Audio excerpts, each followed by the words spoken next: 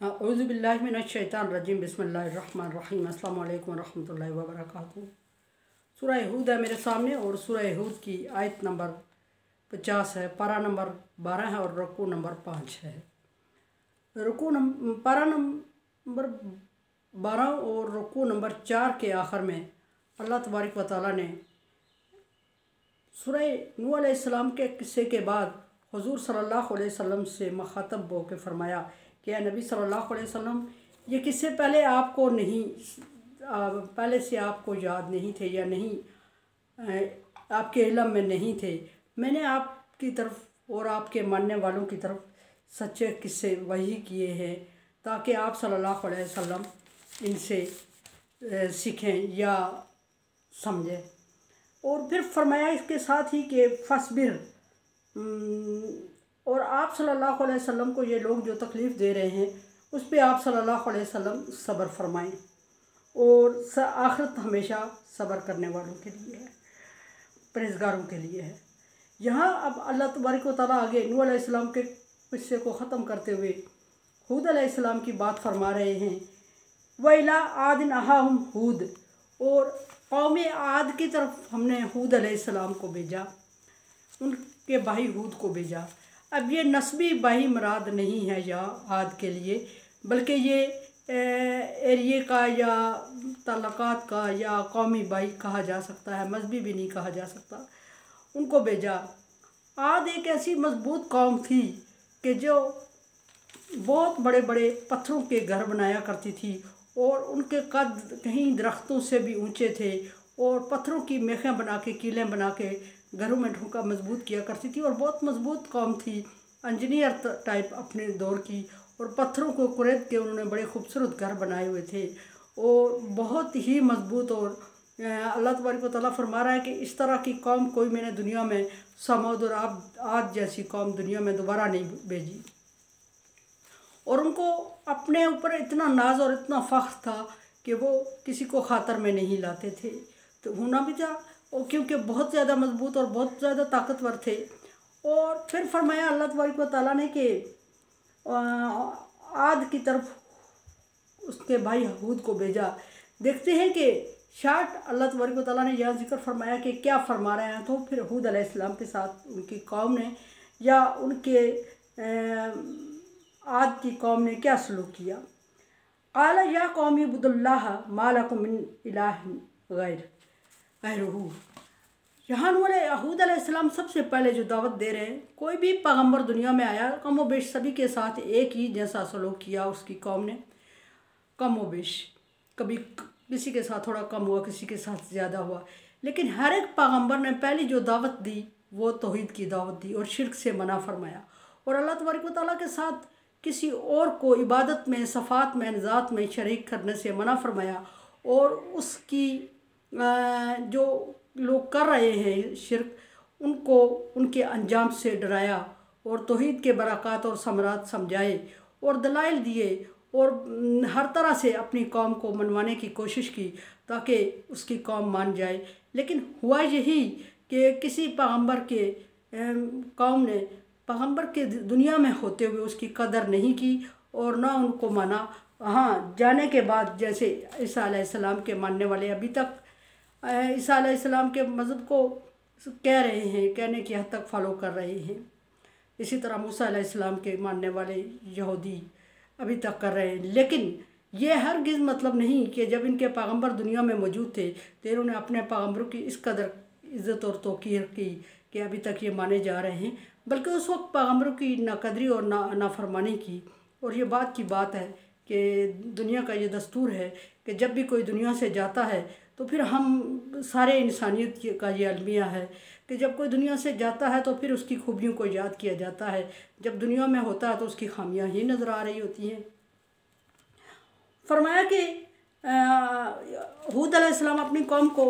आद की कौम को खिताब करते हुए फरमा रहे हैं, पहला जो खिताब था उन्होंने यही फरमाया कि एक अल्लाह की इबादत करो और अल्लाह तबारक व तआला के सिवा किसी और को शरीक ना मानो, उसके साथ किसी और की को इबादत में ना लाओ, शरीक ना ठहराओ। अब यहाँ इबादत से मुराद दुआ भी इबादत है, नमाज भी इबादत है और किसी का दिल में इतना जज्बा रखना कि उसके अलावा किसी और के लिए जगह ना होना सोचना, और उसके अहकामात पर अमल करना जिस्मानी रूहानी तौर पे, और उसका होके रहना और उससे डरना, ये भी इबादत में आ रहा होता है। और हूद अलैहिस्सलाम ने जब दावत दी कि इस पहले जो दावत दी वो ममानियत थी शिर्क की, शिर्क ना करो, अल्लाह के अलावा किसी और को शरीक ना ठहराओ और सिर्फ अल्लाह वाहदहू ला शरीक की इबादत करो। इन अंतुम इल्ला मुफ्तरून, जो तुम कर रहे हो ये तुम्हारी अपनी बनाई हुई बातें इख्तराफात हैं। अब वो क्या कर रहे थे, इसका मतलब ये है कि वो कुछ ऐसा कर रहे थे जो कि तौहीद के अपोजिट था,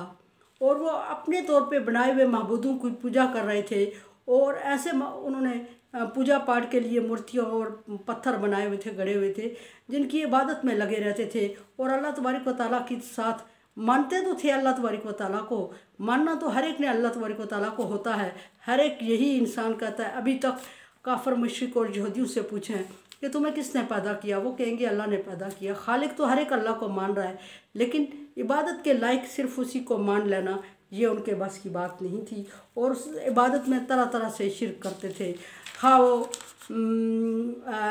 ज़ात में, अल्लाह की ज़ात में किसी को कर शरीक ठहराएं, या सिफ़ात में ठहराएं, या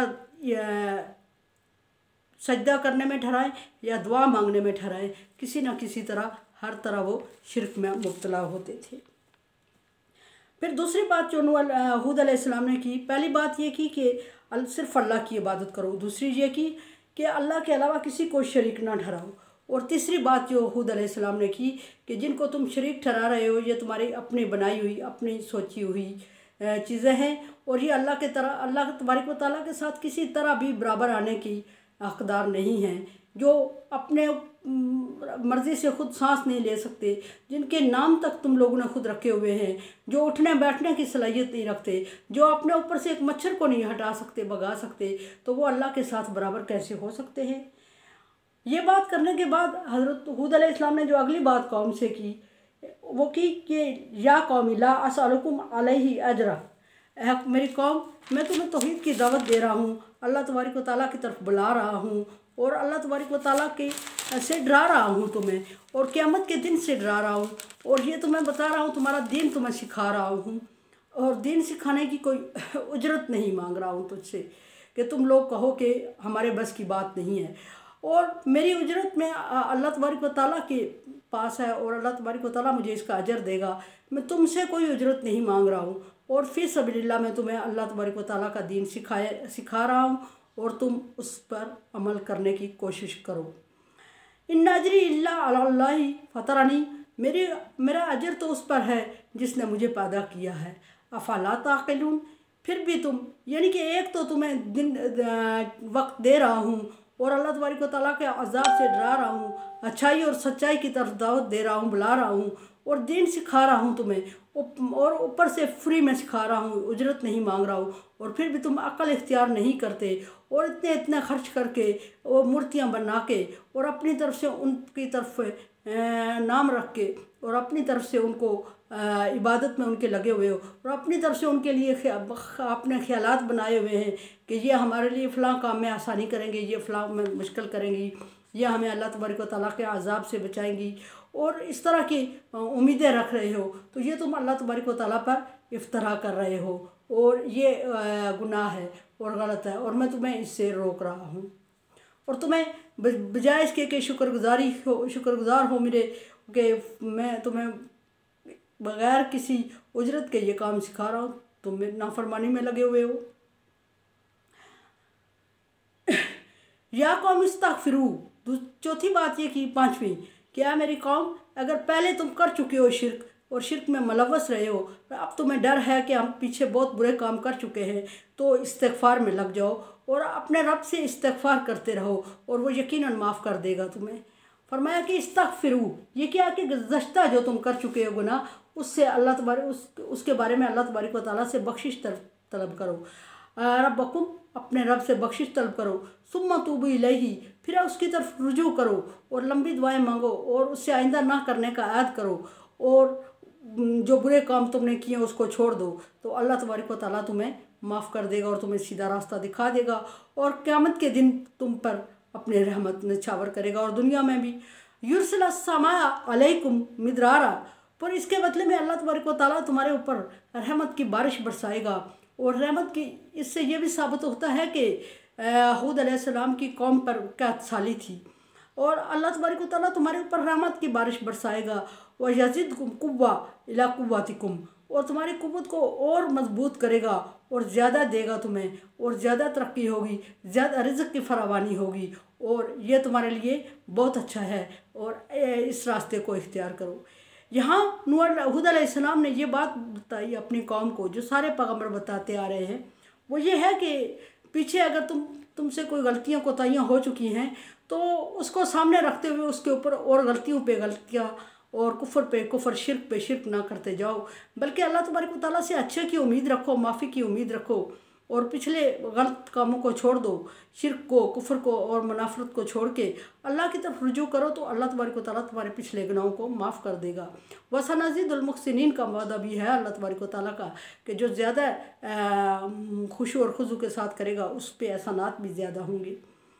फिर इसके बरक़ात और समरात समझाते हुए फरमाया कि अगर तुम अल्लाह से तौबा करोगे और अल्लाह की तरफ रुजू करोगे तो अल्लाह तबारक व तआला आखिरत तो तुम्हारी बहुत अच्छी करेगा ही करेगा, पिछले गुनाहों को भी माफ़ कर लेगा। लेकिन दुनिया में जो तुम्हारे ऊपर ख़ास इनामात होने वाले हैं वो उस वक्त के हालात की मुनासबत से हूद अलैहिस्सलाम बता रहे हैं कि युरसिल समा अलैकुम मिदरारा, मुसलसल बारिशें होना शुरू हो जाएंगी। और मुसलसल बारिशें एक तो होती हैं खैर की जिसमें भलाई होती है, और एक मुसलसल बारिशें अज़ाब की भी होती हैं जिनसे अज़ाब, सैलाब और इस तरह की तूफ़ानी बारिशें वो नुकसानदेह होती हैं। उन बारिशों की तरफ नहीं, रहमत की बारिशों की तरफ इशारा करते हुए फरमाया मुसलसल बारिश, मूसलाधार बारिश होगी जिससे तुम्हारी खेतियाँ सब्ज़ा और चारा और अनाज उगाना शुरू कर देंगी। यज़िदकुम कुव्वा,